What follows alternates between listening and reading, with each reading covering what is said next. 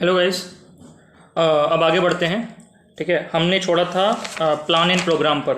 ठीक है, plan and programme से बढ़ते हैं। प्लान एंड प्रोग्राम मतलब किस तरीके से ट्राइबल के डेवलपमेंट के प्रोग्राम्स जो हैं फेज आउट किए हैं सरकारों ने। ठीक है, और कौन कौन से 5 ईयर प्लान रहे हैं जहाँ पे ट्राइबल फोकस रहा है और ट्राइबल डेवलपमेंट के डिफरेंट अप्रोचेस रही हैं। ठीक है, तो स्टार्ट कर रहा हूँ। Up to fourth 5 year plan तक no special attention was given on tribal planning. ठीक है, तो 4 5 ईयर प्लान निकल गए, किसी भी प्रकार की कोई विशेष ट्राइबल प्लानिंग के बारे में बात नहीं हुई। ठीक है, specially from 5th 5 year plan, ठीक है, ऑफ इंडिया ट्राइबल सब प्लान वॉज डेवलप्ड। ठीक है, सबसे पहली अप्रोच जो डेवलप हुई वो हुई ट्राइबल सब प्लान। क्या होता है बताया जाएगा। ठीक है, ट्राइबल सब प्लान याद रखना, TSP ट्राइबल एडवाइजरी काउंसिल क्या होता है, TAC क्या होता है, ये सब आपके उन्हें बताए जाएंगे। ठीक है, तो सबसे पहला 5th 5 ईयर प्लान में बना ट्राइबल सब प्लान। ठीक है, और ये बना उन रीजन्स के लिए जहाँ पर ट्राइबल पॉपुलेशन, ठीक है, 50% से ज़्यादा थी। ठीक है, भारत की वो रीजन्स जहाँ पे ट्राइबल पॉपुलेशन 50% से ज़्यादा थी, वहाँ के लिए कॉन्सेप्ट बनाया गया ट्राइबल सब प्लान। ठीक है, अब गोल क्या रहा है, किसी तरीके से देखा जाए तो मेजर तौर पे हर एक प्रोग्राम का रहा है कि पॉवर्टी को ख़त्म करना, लैंड एलिनेशन के जितने इश्यूज़ हैं ट्राइबल्स जो फेस करते हैं, हेल्थ इंडिकेटर्स जो ख़राब हैं, एजुकेशन पैरामीटर्स जो ख़राब हैं, किस तरीके से ट्राइबल का हॉलिस्टिक वे में डेवलपमेंट हम कर सकें। ठीक है, तो मेन मोटे मोटे गोल्स यही रहे हैं। ठीक है, सरकारों की अप्रोचेस अलग अलग रही हैं, क्योंकि सरकार जो है पहले हॉलिस्टिक वे में सोचने की कोशिश कर रही थी, थोड़ा जनरल वे में प्लानिंग कर रही थी। तो जो पहले अप्रोचेस हुए हैं वो जनरलिस्ट हैं, लेकिन आप देखेंगे समय के साथ साथ ये अप्रोचेस काफ़ी स्पेसिफिक होते चले गए हैं। ठीक है, अब आप देखते हैं कि ट्राइबल्स में भी पर्टिकुलरली वल्नरेबल ट्राइबल ग्रुप्स बनाए गए हैं जिन पर सरकार ज़्यादा फोकस करती है उनके डेवलपमेंट के लिए। ठीक है, क्योंकि आप जो अगर पूरे एक समाज को डेवलप करने के लिए आगे बढ़ रहे हैं, जैसे ट्राइबल के लिए पूरा अगर आप डेवलप करते हैं तो कुछ पर्टिकुलर सेक्शन उस रेस में छूट जाते हैं या फिर छूट ना जाएं। ठीक है, इसीलिए सरकार स्पेसिफिक होना स्टार्ट हुई जब सरकारों को डिफरेंट कमिटीज़ ने बोला कि यार ऐसा हो रहा है कि कुछ समाज ऐसे हैं, कुछ ऐसे ट्राइबल ग्रुप्स ऐसे हैं जिनके डेवलपमेंट जो डेवलपमेंटल स्टोरी में बहुत पीछे हैं, आज भी उन पर स्पेशल अटेंशन की आवश्यकता है। इसीलिए बनाया था पर्टिकुलरली वल्नरेबल ट्राइबल ग्रुप। अब मैं पढ़ रहा हूँ। ठीक है, तो एक ये भी है कि किस तरीके से जो गैप है ट्राइबल्स और नॉन ट्राइबल्स के बीच का, देखो एंड गोल क्या है। एंड गोल ये है कि किस तरीके से लोगों को भारत की ग्रोथ स्टोरी का पार्ट बनाया जाए। दूसरी चीज़ ये है कि ट्राइबल्स में भी वो जो हिचक है ना मेन समाज से, जो मेजर समाज है, ठीक है, जो भारत की मेन स्ट्रीम सोसाइटीज़ है, उससे काफ़ी वो कट छट के रह रहे हैं। तो किस तरीके से इनके बीच के गैप को कम करा जाए। लेकिन इस प्रोसेस में ट्राइबल्स का कल्चर जो है समाप्त नहीं होना चाहिए, या फिर ट्राइबल्स के कल्चर्स को चोट नहीं पहुँचना चाहिए। ठीक है, तो ये सब चीज़ें हैं। ठीक है, क्यों वो हम ट्राइबल सब उसमें पढ़ चुके हैं, ट्राइबल पंचशील में पढ़ चुके हैं। ठीक है, तो प्रोग्राम क्या क्या रहे हैं इसमें। ठीक है, 5th 5 ईयर प्लान में इंटीग्रेटेड ट्राइबल डेवलपमेंट प्रोग्राम आया एक, किस तरीके से जो है ट्राइबल को डेवलप करेंगे इंटीग्रेटेड वे में। ठीक है, आंध्र प्रदेश में इसी को अप्रोच को नाम दिया गया ITTA, integrated tribal development approach, एक ही चीज़ है। ठीक है, इंटीग्रेटेड ट्राइबल डेवलपमेंट प्रोग्राम आया, या फिर आंध्र प्रदेश में integrated tribal development approach I. ये सब 5th 5 ईयर प्लान में आ रहा है। ठीक है, ट्राइबल सब प्लान, ठीक है, कहाँ पर आया, जहाँ पॉपुलेशन भारत में ट्राइबल पॉपुलेशन 50% ज़्यादा है। ठीक है, और इंटीग्रेटेड ट्राइबल डेवलपमेंट प्रोग्राम्स बनाए गए, इंटीग्रेटेड ट्राइबल डेवलपमेंट अप्रोचेस बनाई गई। ठीक है, जब ये 5th 5 ईयर प्लान भी खत्म हो गया तो सरकारों को लगा कि और कुछ करना चाहिए। ठीक है, क्योंकि पहले 4 5 ईयर प्लानों में कुछ ऐसा कंक्लूसिव और कुछ स्पेसिफिक ट्राइबल प्लानिंग के बारे में सोचा ही नहीं गया। ठीक है, ये सोचा स्टार्ट हुआ 5th 5 ईयर प्लान के बाद से। तो छठा 5 ईयर प्लान आया, जहाँ पे सरकार ने क्या किया, जो ऑलरेडी चल रहा था, क्या चल रहा था, इंटीग्रेटेड ट्राइबल डेवलपमेंट प्रोग्राम या फिर इंटीग्रेटेड ट्राइबल डेवलपमेंट अप्रोच जो चल रही थी ट्राइबल सब प्लान वाला, वो तो चलता ही रहा। उसके साथ सरकार ने लॉन्च किया छठे 5 ईयर प्लान में माडा याद रखना, modified area development approach, modified area development approach. अब सरकार थोड़ी स्पेसिफिक हो रही है। सरकार ये बोल रही है कि आप उन एरियाज को भी कंसिडर करो जहां पे पॉपुलेशन 10,000 है। ठीक है, तो अब आप ये जानते हैं कि जो ट्राइबल पॉपुलेशन है बहुत स्कैटर्ड वे में भारत में रहती है। ठीक है, कई सारे ऐसे विलेजेस हैं, ट्राइबल विलेजेस हैं जो जंगलों में बीच में कहीं जाके कोर एरियाज में, या फिर आप ये देखो बहुत ही स्पार्सली लोकेटेड हैं। ठीक है, जहां पर ना सरकार है, ना बिजली है, ना पानी पहुंचता है अच्छे से, सरकार का नियंत्रण ही नहीं है। तो उन स्पेसिफिक एरियाज पे भी पहुंचने की कोशिश करी। ठीक है, सरकार ने सोचा। ठीक है, तो अब क्या है, सरकार ये बोल रही है मॉडिफाइड एरिया डेवलपमेंट अप्रोच से कि 10,000 पॉपुलेशन वालों को भी हम कवर करेंगे। ठीक है, जहां पे ट्राइबल पॉपुलेशन 50% से ज़्यादा है। मतलब अगर एक पर्टिकुलर एरिया है जहां पर 10,000 लोग हैं, वहां पे 50% ज़्यादा ट्राइबल्स है तो उनको भी देखेंगे हम। ठीक है, एक पॉइंट है, ऊपर लिख लीजिए, कहीं पे ऊपर लिखा हुआ है नोट्स में, ठीक है। हमारे भारत में 65% ट्राइबल्स, हमारे भारत में कितने ट्राइबल्स हैं? 10 करोड़ के आसपास, 10.4 करोड़, 8.5 या 8.6 या फिर 9% of the population of the nation are tribals, 8.6% के आसपास। तो उसमें से 65% ट्राइबल्स, मतलब 7 करोड़ के आसपास, 6-7 करोड़ के आसपास उन ट्राइबल्स के पास जमीन ही नहीं है, दे आर लैंडलेस, ठीक है। और 55% ऑफ द ट्राइबल्स जो हैं हमारे भारत में, ठीक है, वो डिस्प्लेस्ड हुए हैं, अपनी ओरिजिनल लोकेशन पर है ही नहीं, ठीक है। उनको किसी कारणवश डिस्प्लेस किया है, या तो ग्रोथ स्टोरी में, या फिर उनके जंगल काट दिए गए, या फिर उनको मजबूर किया गया, ठीक है। अब देखो कई सारे जब नेशनल पार्क, जब हम बात कर रहे हैं, वाइल्ड लाइफ प्रोटेक्शन एक्ट आया, नेशनल पार्क से कॉन्सेप्ट आया, वाइल्ड लाइफ सेंचुरीज आई, तो ये सब कंजर्वेशन जो अप्रोचेस हैं कहाँ चली? जंगलों में चली। जंगलों में कौन रह रहे थे? ट्राइबल्स रह रहे थे, ठीक है। अब सरकारों ने बोलना स्टार्ट किया कि आप ये कोर एरिया खाली करो, ठीक है, कोर एरिया खाली करो। अगर नहीं भी है, बफर एरियाज में भी हैं, ठीक है, सपोज करिए लोग अगर बफर एरियाज में भी रह रहे हैं, ठीक है, तो वहाँ पे शेरों का कंजर्वेशन रीजन बनाया गया, तो फिर मैन एनिमल कन्फ्लिक्ट बढ़ा, तो लोग जो है अपनी जान बचा के विस्थापित हुए, सरकार के कहने पर विस्थापित हुए, मतलब डिस्प्लेस्ड हुए। दूसरी चीज़, एक चीज़ ये रही है कि जो फॉरेस्ट रेगुलेशंस हैं खूब स्ट्रांग रही हैं हमारे कंट्री में इंडिपेंडेंस के बाद भी, ठीक है। आज भी हम देखते हैं कि सुप्रीम कोर्ट में जो रिसेंटली में केस लड़ा गया, तो उसमें ये बोला गया था कि सुप्रीम कोर्ट ने ऐसा जजमेंट दे दिया था कि जो ट्राइबल्स हैं जिसमें फॉरेस्ट राइट एक्ट्स में जिनकी ज़मीनें मंजूर नहीं है, उनको खाली, उनको निकाला जाए, ठीक है। तो ये सब गलत डिसीजन एक तरीके से ट्राइबल्स के थे, ठीक है। तो आप ये देखेंगे कि जो फॉरेस्ट डिपार्टमेंट है और ट्राइबल्स का है, इनकी आपस में लड़ाइयाँ रही हैं जंगल में, ठीक है। फॉरेस्ट डिपार्टमेंट्स कभी नहीं चाहता कि ये मतलब कि जो ट्राइबल्स हैं ये इंट्रूड करें कोर एरियाज़ में, ठीक है, या फिर किसी तरीके से कि फॉरेस्ट डिपार्टमेंट की फंक्शनिंग में किसी प्रकार की बाधा लेके आएँ, ठीक है। एक अप्रोच ये भी थी कि जॉइंट फॉरेस्ट मैनेजमेंट की हम बात करते हैं। जॉइंट फॉरेस्ट मैनेजमेंट में ये लाया गया था कॉन्सेप्ट कि जो फॉरेस्ट को मैनेज करेंगे, 1980s का ये कॉन्सेप्ट था, उसमें ये बोला गया था कि फॉरेस्ट को मैनेज करेंगे कम्युनिटी पार्टिसिपेशन के साथ। ट्राइबल जो जंगल में आदिवासी लोग रहे हैं उनकी मदद से हम ट्राइबल को प्रोटेक्ट करेंगे, ठीक है। फॉरेस्ट राइट एक्ट ने ये बोल दिया कि जो जंगल में जो लोग हैं उनको ज़मीनें जो जिस पर वो खेती कर रहे हैं उनको ओनरशिप राइट्स दिए जाएंगे कुछ पर्टिकुलर लैंड के, ठीक है, जिसकी वो करते आ रहे हैं, जिस ज़मीन पे वो करते आ रहे हैं। एक लिमिट सेट करी सरकार ने, ठीक है। तो आप ये देख रहे हैं कि समय के साथ जो है भारत की आज़ादी के बाद जैसे जैसे फॉरेस्ट रेगुलेशंस जो है टाइट भी हुए और लूज भी हुए, और उस प्रोसेस में ट्राइबल्स का कन्फ्लिक्ट भी रहा है फॉरेस्ट डिपार्टमेंट के साथ, और उस बीच में जो है ट्राइबल के डेवलपमेंट की बात कर रहे हैं। ये तो हम जंगल की बात कर रहे हैं, कई सारे ट्राइबल्स हैं जो प्लेन एरियाज में रह रहे हैं, कोस्टल एरियाज में रह रहे हैं, ठीक है, वहाँ पर ये बात वैलिड नहीं है। ये बात जो मैंने बोली ये बात थी जंगलों की, ठीक है। इतना क्लियर हुआ? तो हमारे पास 6th 5-year प्लान में अगली जो चीज़ आई है वो आई है प्रिमिटिव ट्राइबल ग्रुप का कॉन्सेप्ट आया। ये 6ठे 5-year प्लान में आया, ठीक है। प्रिमिटिव ट्राइबल ग्रुप का कॉन्सेप्ट आया, ठीक है। और ये प्रिमिटिव ट्राइबल्स के लिए जो आगे जाके जिसका नाम 2006 में पड़ा पर्टिकुलरली वल्नरेबल ट्राइबल ग्रुप, ये 1973 का कॉन्सेप्ट था शायद, PTG। 2006 में इसे PVTG बोला गया, ठीक है। क्लियर हो गया? चलिए, तो 7th 5-year प्लान जो है उसके बाद आया 7th 5-year प्लान। तो ऑलरेडी अब बताओ कौन कौन से चल रहे थे। इंटीग्रेटेड ट्राइबल डेवलपमेंट प्रोग्राम चल रहा था, इंटीग्रेटेड ट्राइबल डेवलपमेंट अप्रोच चल रही थी ट्राइबल सब प्लान के।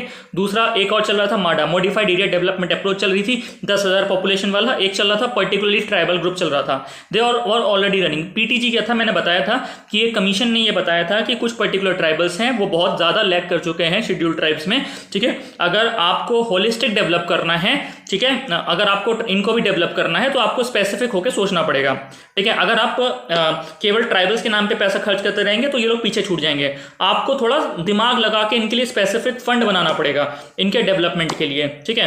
अब सरकार को ज़रूरत क्या है, क्योंकि सरकार के पास रिस्पॉन्सिबिलिटी है, ठीक है। अगर आप उनकी मदद नहीं करेंगे, they are gross human right violations, क्योंकि वहाँ लोग मर रहे हैं। PVTGs में डिक्लाइनिंग पॉपुलेशन के ट्रेंड्स हैं। अगर ऐसा होता है, ऐसे समाज हैं जिसमें पॉपुलेशन घट रही है, जहाँ पे लोग इलिटरेसी का शिकार हैं, अभी भी प्री एग्रीकल्चर टेक्नोलॉजी पर वो लोग डिपेंड करते हैं, जो आज भी मॉडर्न सोसाइटी के लोगों से इंटरेक्ट करने से डरते हैं, तो सरकार को आगे बढ़ के मदद करनी चाहिए, ठीक है, क्योंकि ये सरकार का दायित्व है, ठीक है। तो ये प्रिमिटिव ट्राइबल ग्रुप्स का कॉन्सेप्ट चल रहा था। 7th 5-year प्लान में एक और अप्रोच आई, सरकार थोड़ा और स्पेसिफिक हुई, तो उस अप्रोच का नाम पड़ा क्लस्टर अप्रोच, जहां पे अब पॉपुलेशन 10,000 नहीं 5,000 पॉपुलेशन भी अगर कहीं रह रही है तो सरकार जो है वहां पे ही फोकस करेगी, बशर्ते वहां पे 50% से ज़्यादा ट्राइबल्स होने चाहिए। तो अब आप देख रहे हैं कि सरकार उन जगहों पर पहुंच रही है, उन जंगलों में, उन बस्तियों में भी पहुंच रही है जहाँ बहुत ही स्पार्सली लोकेटेड है, बहुत दूर लोकेटेड है, जहाँ पे गवर्नमेंट मशीनरी पहुंचनी इम्पॉसिबल सी भी है।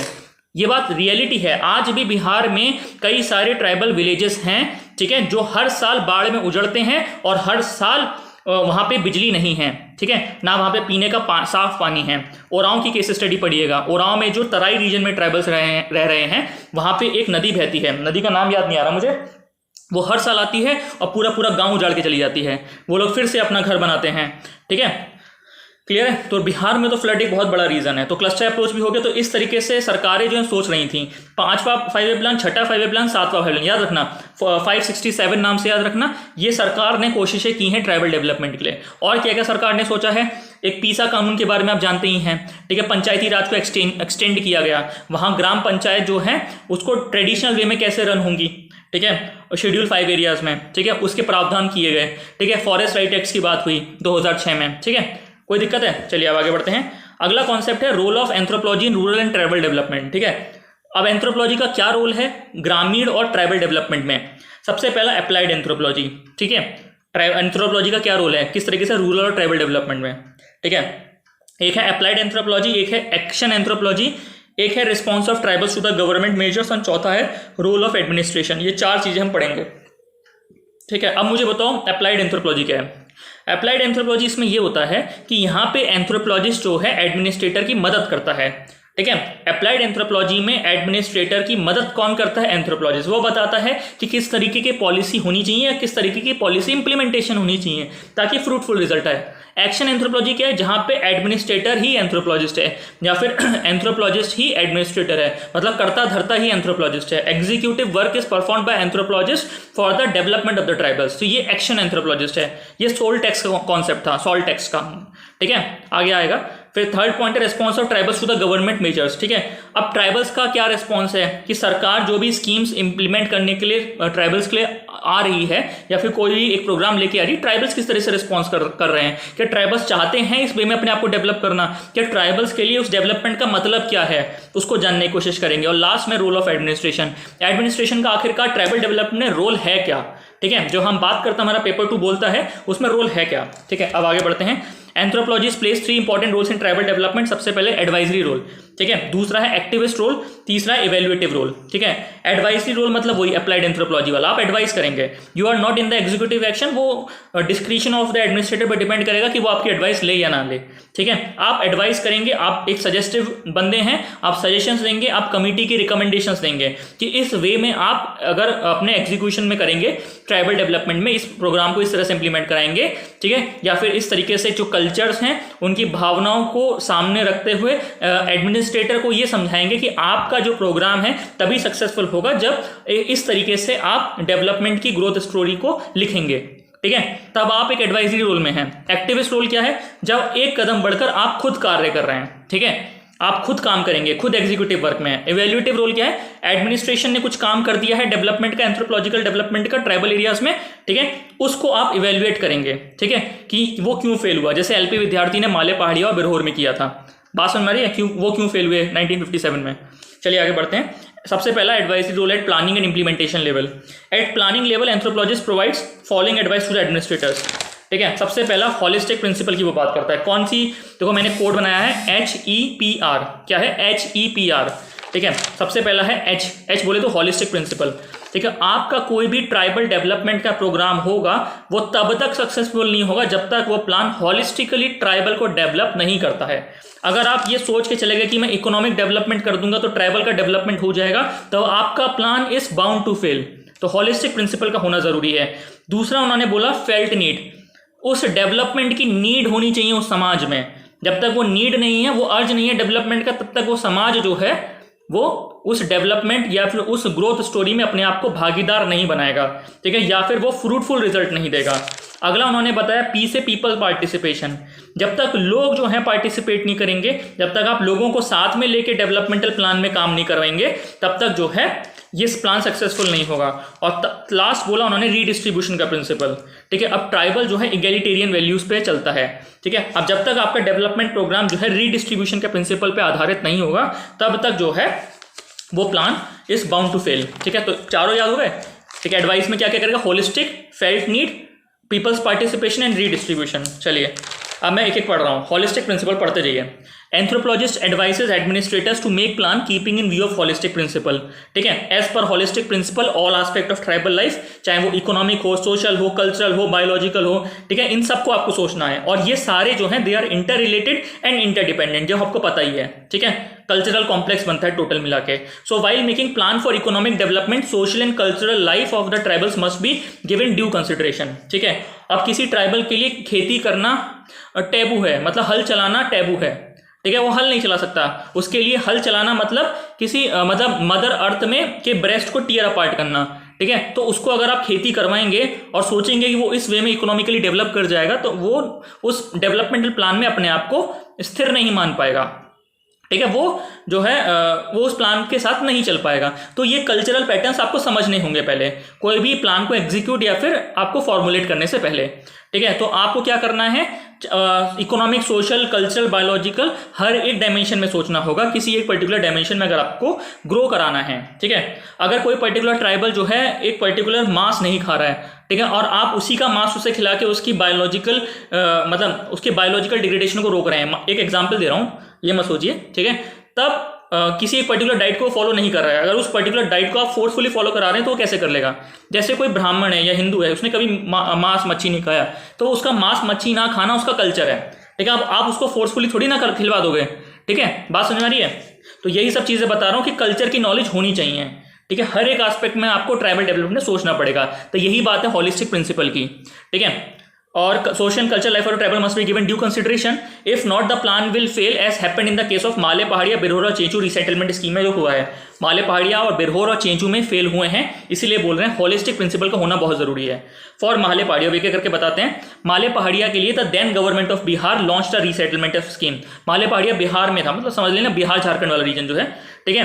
तो फिर उस समय की जो बिहार की सरकार थी उन्होंने रीसेटलमेंट स्कीम निकाली, वहां से ट्राइबल्स को डिस्प्लेस करेंगे, ठीक है। 1955 में, ठीक है, सेकंड 5 ईयर प्लान चल रहा था। एट परेर कोला कॉलोनी वॉज बिल्ड, एक कॉलोनी बनाई गई, किसके लिए, माले पहाड़िया के लिए, ठीक है। And agriculture facilities was provided to make them agriculturist, उनको खेती किसानी के लिए उनको जमीन दी, उनको क्रेडिट दिया, उनको पैसे दिए, ठीक है, उनको इनपुट्स प्रोवाइड करे, ठीक है, ये सब दिया to make them agriculturist. But because of the attachment with the spirit Gosain on the hills, अब आपको पता है माले पहाड़िया जो है गोसाइन की पूजा करता है, हिल गोसाइन, फॉरेस्ट गोसाइन, अर्थ गोसाइन, इनकी पूजा करता है, ठीक है। तो उसकी गोसाइन जो है इंपॉर्टेंट है, तो गोसाइन के साथ वो रिलेट ही नहीं कर पाएगा, वो प्लेन एरियाज में आ जाएगा, ठीक है, बात समझ में आ रही है। Male Paharia refuse to come down in plains, ठीक है। अब उसका ये मानना है, माले पहाड़िया ये बोलता है कि प्लेन एरियाज में गोसाइन तो आएगी नहीं।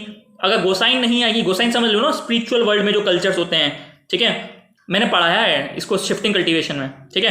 तो उसने ये बोल दिया कि मैं प्लेन एरियाज में मैं क्यों उतर के आऊँ, ठीक है, गोसाइन तो फॉरेस्ट में है, हिल्स में है, ठीक है, वहाँ पे गोसाइन आती है, प्लेन एरियाज में आती नहीं है। तो आपने जो परेर कोला कॉलोनी बनाई है, ठीक है, वहाँ मैं क्यों आऊँ, क्योंकि उसका अटैचमेंट, उसका कल्चर उसके गोसाइन में है, उसके सुपर नेचुरल में है, जो पहाड़ों में है, जो जंगलों में है, प्लेन एरियाज में वो उसको रिलेट नहीं कर पाता है। तो इसीलिए वो माले पहाड़िया का रीसेटलमेंट फेल हो गया, उसने मना कर दिया, ठीक है, कि मैं नहीं उतरूंगा, ठीक है, मैं वहीं रहूंगा, ठीक है, बिकॉज ऑफ दियर, ठीक है, Male Paharia refuse to come down on plains to live in colonies and to practice agriculture, ठीक है। और दूसरी इंपॉर्टेंट बात है कि वो शिफ्टिंग कल्टीवेशन फॉलो करता है, एग्रीकल्चर नहीं फॉलो करता। वो शिफ्टिंग कल्टीवेशन में क्या होता है कि पैचेस क्लियर करे जाते हैं, हर बार एक नया पैच होता है, ठीक है, क्लियर हो गया। To avoid anger of Gosain they rejected the resettlement scheme, उन्होंने ये बोला कि अगर हम आपका प्लान एक्सेप्ट कर लेंगे तो हमारी गोसाइन हमसे नाराज हो जाएगी। तो देख रहे हैं किस तरीके से कल्चर ने इनके डेवलपमेंटल प्लान को फेल करा दिया, ठीक है। तो यही बात है, अगर आपको पता होता कि what is the importance of Gosain, आपने क्या किया, आप गए, आपने सोचा यार ये किस तरह के लोग हैं, कैसे रह रहे हैं, मैं इनको उठा के एक प्लेन एरियाज में बसा देता हूं और इनका यहाँ पे प्लेन एरियाज में डेवलपमेंट करवाता हूँ अच्छे से, ठीक है, तो मेरी भी वाहवाही होगी। ये सोच के आपने सिंपली उन्हें उठवा के करवा दिया, ठीक है। बट आपने ये नहीं सोचा कि आपने इनको विस्थापित कर दिया, पर इनका जो इनके एनवायरमेंट से एसोसिएटेड कल्चर्स हैं, ठीक है, उसका महत्व उनके लिए क्या है, क्या वो अपनी जमीन छोड़ने के लिए रेडी हैं, क्या वो अपनी लोकेशन छोड़ देंगे ऐसे ही, ठीक है, ये बात है, ठीक है। ट्राइबल्स की जो ज्योग्राफी है, उस बहुत डाइवर्स ज्योग्राफी की वजह से जो कल्चर्स हैं उनके बहुत इंटीग्रेटेड रहते हैं, ठीक है। उनसे उनके कल्चर्स छीनना मतलब उनसे उनकी जिंदगी छीनना, उनसे उनकी आत्मा छीनना, ठीक है, ये आपको समझना होगा, ठीक है। और मेन बात जो मैं बोलता हूँ हमेशा से कि ट्राइबल का 90% कल्चर उनके दिमाग में है, 10% आपको दिखता है जिसको आप मैनेज करने की कोशिश करते हैं, और इस मीन प्रोसेस में 90% कल्चर आप सप्रेस कर देते हैं। जिससे वो ट्राइबल मॉरली पूरी तरह से टूट जाता है। ठीक है, तो ये हमें नहीं होने देना है। ठीक है, माले पहाड़ी का समझ में। अब बिरहोर का हम बात करते हैं। बिरहोर भी वहीं की ट्राइब है, 1957 में पलामू झारखंड में। ठीक है, और मैं भी भारत में बिरहोर के बारे में बताया है। वहाँ उन्होंने ये बताया कि बिरहोर एक नोमैडिक ट्राइब है। ठीक है, लेकिन जब बिरहोर जो है जंगल में जाता है, ठीक है, शिकार करने के लिए, तो वो ये पाता है कि जंगल में पेड़ ही नहीं है। जब पेड़ ही नहीं है तो शिकार कहाँ से करेगा। ठीक है, जंगल कट गए पूरी तरीके से, डिफॉरेस्टेशन के शिकार हो गए, तो जो हम बिरहोर है उसको अब अपना हंट ही नहीं मिल रहा है। तो अब वो ऑल्टरनेटिव वेज देख रहा है कि किस तरीके से मैं अपने जीवन को, लिवलीहुड को चला सकता हूँ। अब आप ये देख रहे हैं ना कि उसका जो कल्चर है बिरहोर का, वो जंगल से रिलेटेड था। Birhor was a Hunter and gatherer and he was a nomadic tribe. ठीक है, अब आपने क्या किया, उसके जंगल उससे छीन लिए, तो अब जो है बिरहोर के लिए शिकार करना बहुत मुश्किल हो गया। शिकार नहीं कर पा रहा है तो बिरहोर जो है बोंगा ओरा से अपने आप को रिलेट नहीं कर पा रहा है। एक बार चेक कर लेना, बोंगा ओरा ये नहीं है। ठीक है, बात समझ। बिरहोर का ये मानना है कि जैसे ही वो जंगल में जाता है ढूंढने के लिए शिकार को, तो बोंगा ओरा से रास्ता दिखाती हैं। ठीक है, बात समझ में आ रही है। तब वो अपने आप को बोंगा ओरा से रिलेट ही नहीं कर पा रहे हैं। तो किस तरीके से आपने जाने अनजाने में बिरहोर से उसकी मनोवैज्ञानिक शक्ति, जो उसका अटैचमेंट है उसके कल्चर्स के प्रति, वो आपने छीन लिया। ठीक है, तो यही चीज़ मैं बता रहा हूँ। अब 1957 में बिरहोर जो है उस समय पलामू में था। झारखंड और बिहार एक ही होता था। A resettlement scheme to make nomadic hunter Birhor to agriculturist was launched. ठीक है, अब बोला गया कि बिरहोर को एग्रीकल्चर, खेती बाड़ी सिखा दो। मेजर तौर पे स्टार्टिंग में यही सोचते थे लोग। ठीक है, कि इनको खेती की ज़मीन दे दो और इनको एग्रीकल्चर करवाओ, सेटल्ड वे में एग्रीकल्चर करो, उनके गाँव बसा दो, डेवलप करना आसान होगा। कहाँ ढूंढते रहेंगे, नोमैडिक हैं, आज इस जंगल में उस जंगल में चले जाएंगे। ठीक है, और इस तरीके से घूमते रहेंगे तो हमारी बदनामी होगी कि किस तरह का ह्यूमन डेवलपमेंट हम लोग प्रैक्टिस कर रहे हैं। ठीक है, इस तरह की बातें सरकार सोचती रही है। ठीक है, but because of their taboo belief and sudden change from their nomadic life style to sedentary agriculture life, sedentary होगी ना, नोमैडिज्म से sedentary life, the plan ultimately failed. कैसे कर लेगा, it was taboo to Birhor. अब ध्यान रखना, ठीक है, अब बिरहोर के लिए ये टैबू है। टैबू समझते हैं ना, टैबू मतलब ये प्रैक्टिस नहीं कर सकता। ठीक है, एक ऐसे हट में रहना जहां पे रेन वाटर परकोलेट करता है। ठीक है, अब सरकार ने उसको मकान बना के दिया, ऐसा घर बना के दिया। ठीक है, अब उस घर में आंगन भी है, उस आंगन में पानी गिरता है। ठीक है, तो उसके लिए टैबू है कि घर में किसी प्रकार का पानी की बूंद नहीं आनी चाहिए। तो बिरहोर के लिए वो बनाए हुए घर भी खराब हो गए। ठीक है, अगर सरकार को पता होता कि ये टैबू है तो सरकार इस तरह के घर डिजाइन ही नहीं करती। तो कल्चर का रोल समझ में आ रहा है। ठीक है, दूसरी बात है कि एकदम से उसे सेडेंट्री लाइफ आपने दी। ठीक है, और सेडेंट्री वे में लाइफ में आने से उसको ऐसा लगा कि मेरे इष्ट देव, मेरा एंसेस्टर, मेरा सुपर नेचुरल मुझसे नाराज हो जाएगा। ठीक है, क्योंकि मेरे सुपर नेचुरल मेरे से रिलेट कर पाता है कहाँ पे, जंगलों में, जहाँ मैं शिकार करता हूँ। ठीक है, अब आगे बढ़ते हैं। L P Vidyarthi in the study of resettlement scheme of Male Paharia showed that, अब माले पहाड़िया में एलपी विद्यार्थी ने दिखाया कि non consideration of cultural factor was the main reason for the failure of the resettlement scheme. ठीक है, आपने कल्चरल फैक्टर के बारे में नहीं सोचा, that was the main reason कि क्यों जो है हमारी रीसेटलमेंट स्कीम जो है फेल हुई। अगर आप ये सोचते तब आप उसको उस वे में डिजाइन कर पाते। ठीक है, जो नेचर मैंने स्पिरिट का कॉम्प्लेक्स दिया, किसने दिया, एलपी विद्यार्थी ने दिया, शायद 1963 या 61 में दिया, 63 में दिया नेचर मैनिस्पिरिटा कॉम्प्लेक्स। उसमें उन्होंने ये बताया कि कोई भी एक ट्राइबल आदमी जो है वो जो है उसके 3 डायमेंशन हैं। वहाँ पे नेचर का मैन के साथ रिलेशन, मैन का स्पिरिट के साथ रिलेशन और स्पिरिट का नेचर के साथ रिलेशन। जब तक ये कॉम्प्लेक्स आपको नहीं समझ में आएगा तब तक आप कोई भी डेवलपमेंट प्लान बनाइए वो बाउंड टू फेल है। ठीक है, क्लियर हुआ। चलिए, इन 1980 एट चेंचूपल्ली, अब चेंचू की रीसेटलमेंट स्कीम हुई। ठीक है, अब चेंचू क्या है, चेंचू भी एक नोमैडिक ट्राइब और हंटर है, बिल्कुल बिरहोर की तरह। ठीक है, अब चेंचू कहाँ की ट्राइब है, तेलंगाना आंध्र प्रदेश रीजन की। ठीक है, but due to non consideration of culture factor, इनको भी रीसेटलमेंट कराया गया। किस तरीके से, इनको भी बोला गया कि गांव बसाते हैं, इनको जमीन देते हैं, खेती बाड़ी कराते हैं, पर वो तो नोमैडिक है, सेडेंटरी लाइफ क्यों जिएगा। ठीक है, और वो तो हंटर गैदरर है, एग्रीकल्चर क्यों करेगा। ठीक है, आप सुनिए, but due to non consideration of culture factor, taboo belief and sudden change from nomadism to agriculture life.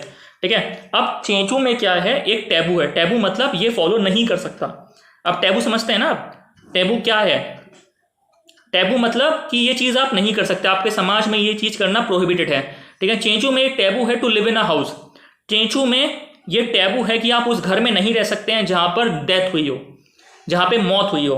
अब सरकार ने तो पक्के मकान बना के दे दिए, अब पक्के मकान बना दिए तो उसको छोड़ के थोड़ी जा सकते हैं। ठीक है, मरने के बाद वो कोई इंसान मर गया, दादा दादी किसी की डेथ हो गई, ठीक है, आप मकान थोड़ी छोड़ सकते हैं। ठीक है, क्योंकि वो तो पक्का मकान है, वहाँ पे प्यूरिटी एंड पॉल्यूशन कॉन्सेप्ट ही नहीं है, वहाँ पे तो परमानेंट पॉल्यूशन हो गया है। घर त्यागना ही त्यागना है, ठीक है, वरना आपका जो इष्ट देव आपसे नाराज हो जाएगा, ठीक है। तो चेंचू में it is a taboo to live in a house in which a death occurs, जहाँ पे मौत हुई है वहाँ रहना टैबू है। And if more people die, अगर पूरे शहर पूरे गांव में ज़्यादा लोग मर जाते हैं तो सारे चेंचू मिलते हैं और पूरे गांव को जला देते हैं और वहाँ से चले जाते हैं, ठीक है। अब यहाँ पे सोचो कि खूब सारे घरों में अगर मौतें हो गई, 10 15 20 मौतें हो गई जैसे कोविड में हुई, तो वो क्या करेंगे, वो अपना घर छोड़ के आग लगा के भाग जाएंगे क्या? तो ये थोड़ा मुश्किल हो रहा है। तो चेंचू की ये जो स्कीम है, non consideration of the resettlement scheme due to non consideration of the cultural factor, it is bound to fail. आपको टैबू, उनके बिलीफ, उनके कस्टम्स, उनके कल्चर्स, उनके सुपर नेचुरल, उनका इकोनॉमिक वे ऑफ लाइफ, उनका बायोलॉजिकल वे ऑफ लाइफ, उनका socio cultural aspect of life समझना पड़ेगा before designing any development program for them. जब तक आप ऐसा नहीं कर रहे हैं then the plans are bound to fail, ठीक है। चलिए अब अगला कॉन्सेप्ट है फेल्ट नीड। फेल्ट नीड मतलब ट्राइबल्स को ये महसूस हो कि एक ज़रूरत है, उनको एहसास दिलाओ कि आपके बच्चे आपका बच्चा जो है कुपोषण का शिकार है, ठीक है। उसकी लाइफ अगर लंबी करनी है तो उसको अच्छा इलाज की आवश्यकता है, ठीक है। उसको अच्छा आगे वो अच्छा खड़ा हो सके समाज में, अच्छा पैसा कमा सके, आपके लिए सुख सुविधाएं कर सकें। अब सुख सुविधाओं का मतलब ही ट्राइबल्स के लिए अलग है, उनके लिए मेटीरियलिस्टिक वे ऑफ लाइफ है ही नहीं। दे आर जो ट्राइबल समाज है इगैलिटेरियन वैल्यूज पर है, ठीक है। अब वो उनका समाज है, ठीक है। आप एक स्ट्रांग ह्यूमन डेवलपमेंट की तरफ बढ़ रहे हैं, भारत में आप एक स्ट्रांग ह्यूमन डेवलपमेंट की तरफ बढ़ रहे हैं बाय पर कैपिटा इनकम को रेस करने की तरफ से, ठीक है। आप चाहते हैं कि ह्यूमन की लाइफ बढ़े, लाइफ एक्सपेक्टेंसी ज़्यादा हो। ट्राइबल्स में जहाँ 40-50 साल है उसको बढ़ा के आप 60 तक पहुँचाएं, ठीक है। बात समझ आ रही है? तो यही चीज़ है, तो आपको अर्थ डेवलप करना है। सुनिए, the next advice anthropologist provide to the administrator is that plan must be made keeping in view the fair need of the tribals. Tribals को नीड होनी चाहिए और आपका डेवलपमेंटल प्रोग्राम इस तरीके से होना चाहिए, अगर नीड नहीं है ट्राइबल्स के अंदर तो उनको नीड का एहसास दिलाओ, उसके बाद कोई डेवलपमेंटल प्रोग्राम को ले आउट करो, ठीक है। अब पीके भौमिक इन the study of impact of government scheme launched by administration on the tribals of Midnapur waste Bengal, ठीक है। अब मिडनापुर वेस्ट बंगाल में कुछ ट्राइबल्स थे, ठीक है, उन पर जो है गवर्नमेंट स्कीम्स का क्या इंपैक्ट हुआ है उसके लिए पीके भौमिक ने काम किया। उन्होंने पाया कि जो 4 ट्राइबल्स पे इन्होंने टोटल काम किया था वेस्ट बंगाल में, मुंडा, माहली, संथाल और एक और थे लोढ़ा, ठीक है। मुंडा, माहली, संथाल, लोढ़ा। उन्होंने बोला कि मुंडा, माहली, संथाल इन्होंने तो बेनिफिट किया सरकार की स्कीम से, ठीक है। Due to lack of felt need the Lodha, क्यों उन्होंने जो है बेनिफिट किया, क्योंकि वहां पे फेल्ट नीड जो है वो उजागर हो गई थी। कहाँ पे? मुंडा, माहली, संथाल में। लेकिन लोढ़ा में फेल्ट नीड नहीं थी। लोढ़ा क्या है? एक्स क्रिमिनल ट्राइब है, डीएनटी ट्राइब कहते हैं, डीनोटिफाइड ट्राइब बोलते हैं लोढ़ा को, बताया जाएगा इनके बारे में, ठीक है।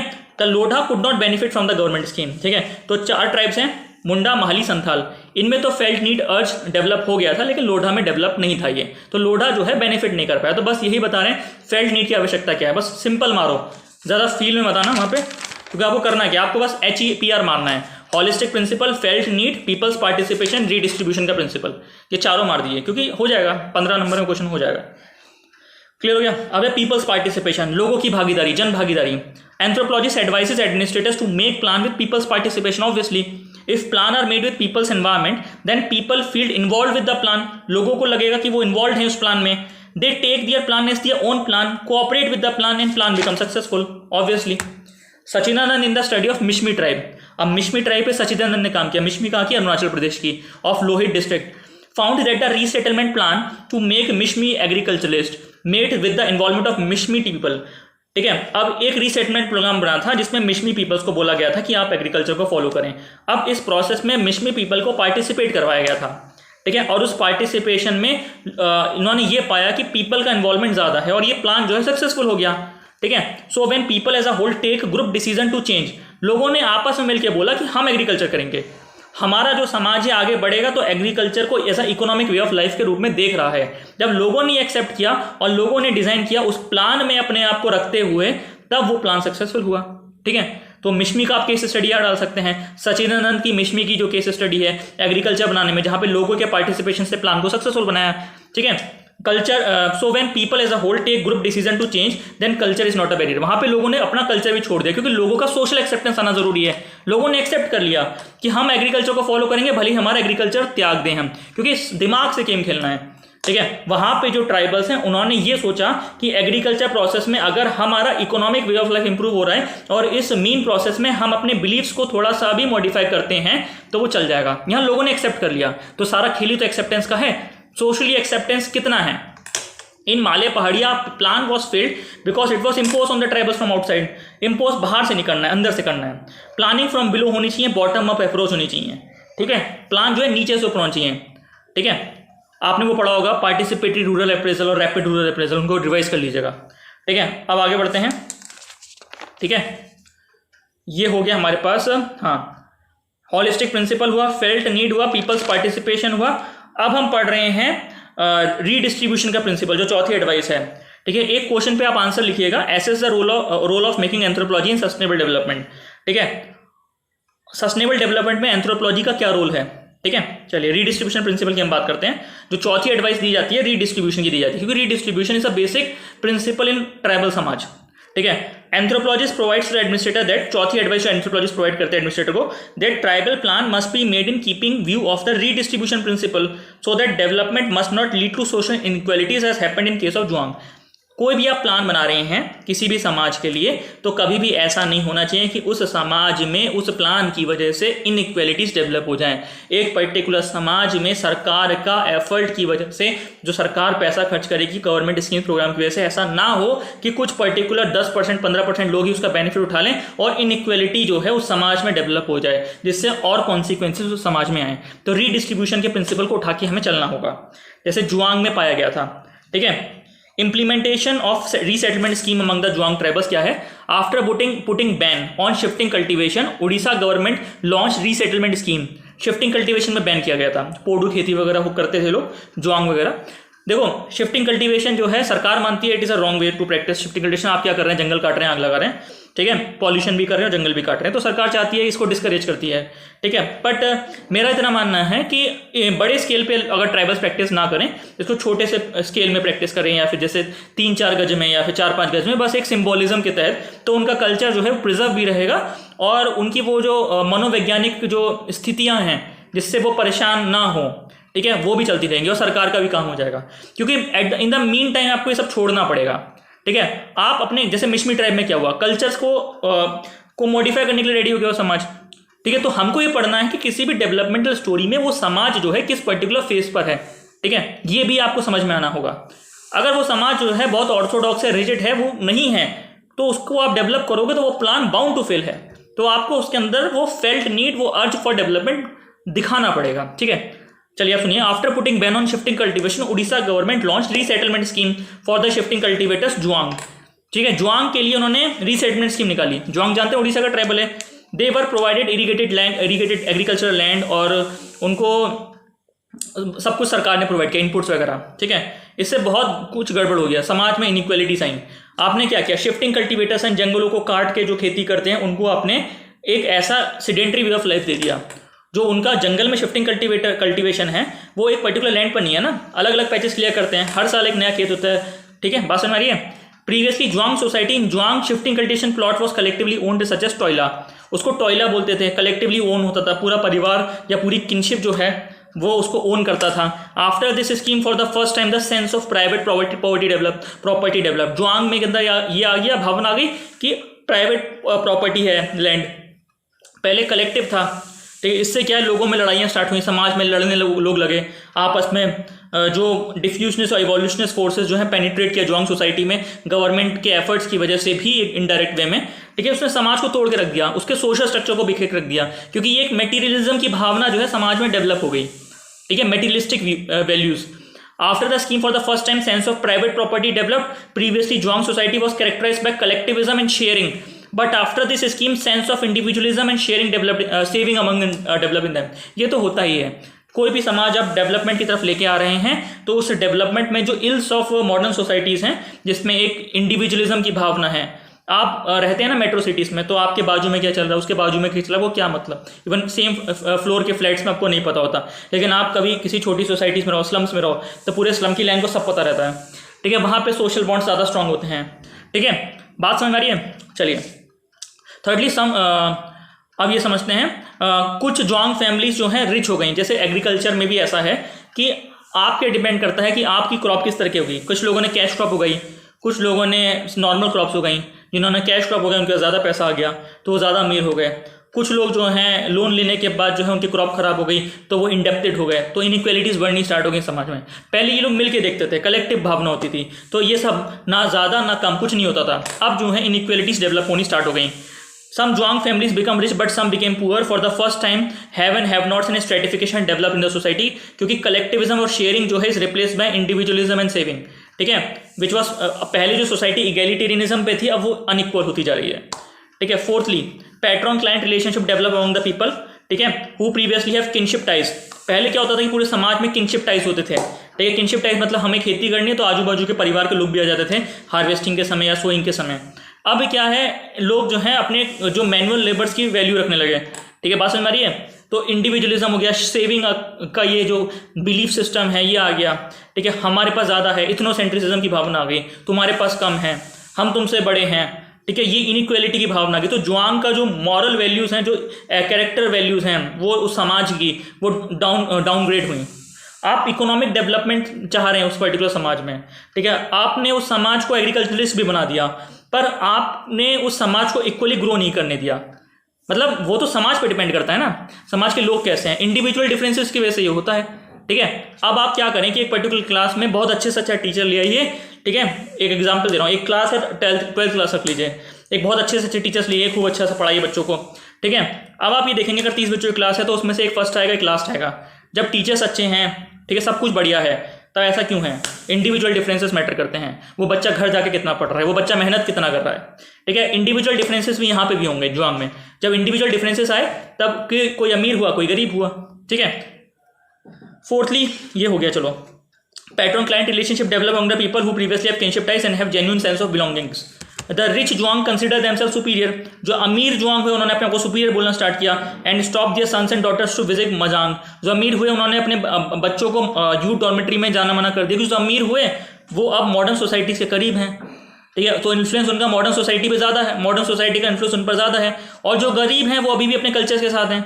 ठीक है, अब आप यही देखते होंगे ना, गरीब जो है ज़्यादा मंदिर में क्यों जाता है? क्योंकि गरीब को डर है, तो गरीब के लिए ज़्यादा मंदिर जाना मतलब ज़्यादा कल्चर। ठीक है, अमीर उतना मंदिर नहीं जा रहा है, अमीर को उस प्रकार का डर नहीं है। ठीक है, बात समझने में क्या बोलना चाह रहा हूँ, तो यही चीज़ है। तो यूथ डॉर्मेट्री में अपने बच्चों को जाने से मना किया उन्होंने, क्योंकि यूथ डॉर्मेट्री क्या है? यूथ डॉर्मेट्री को जो बाहर के समाज के लोग हैं एक गलत कॉन्सेप्ट की तरह देखते हैं, जो एक ही डायमेंशन को पकड़ के बोलते हैं कि यूथ डॉर्मेट्री तो बहुत बेकार है, ये बिगाड़ने का कॉन्सेप्ट है। आपको अपने बच्चों को यूथ डॉर्मेट्री में ना भेजते हुए मॉडर्न स्कूल्स में भेजना चाहिए। उनको आप एजुकेशन दीजिए, मॉडर्न एजुकेशन दीजिए, उनको लिटरेट बनाइए, उनको नौकरी करने के लिए शहरों में भेजिए। तो ये कॉन्सेप्ट अब डेवलप होने स्टार्ट हुए। तो जुआंग सोसाइटी आप देख रहे हैं किस तरह से इनइक्वल हो रही है। जो गरीब है उनका बच्चा यूथ डॉर्मेट्री में जा रहा है, जो अमीर है उनका बच्चा मॉडर्न स्कूल में जा रहा है पढ़ने के लिए। ठीक है, they started giving dowry in place of bride price. और समय के साथ जो अमीर हुआ उसने डाउरी देना स्टार्ट किया।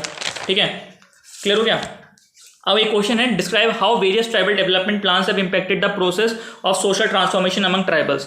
तो आप इसमें बहुत अच्छे से बता सकते हैं। जैसे जुआंग की मैंने केस स्टडी बताई, फिर मैंने आपको चेंचू की बताई। ठीक है, इसमें आप डाल सकते हैं। ठीक है, चेंचू की डालिए और लोढ़ा की डालिए, अलग अलग केस स्टडी डालिए। ठीक है, कोई दिक्कत होगी इसमें? ट्राइबल डेवलपमेंट प्लान्स में किस तरीके से सोशल ट्रांसफॉर्मेशन किया है ट्राइब्स में।